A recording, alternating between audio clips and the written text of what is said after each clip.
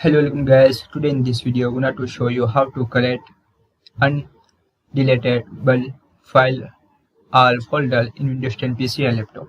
So guys, if you want to create undeletable file or folder in Windows 10 PC or laptop, so very easy. First right click on new, after clicking on folder. After right click on properties. After click on security and click on edit. After click on system and click on full option.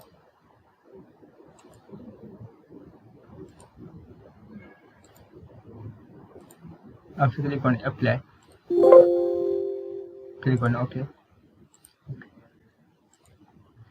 If you want to delete, so right click on delete. There is.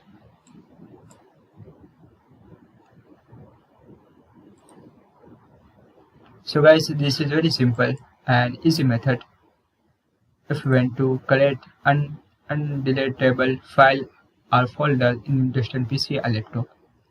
Thank you for watching this video. Please subscribe to my channel for latest update.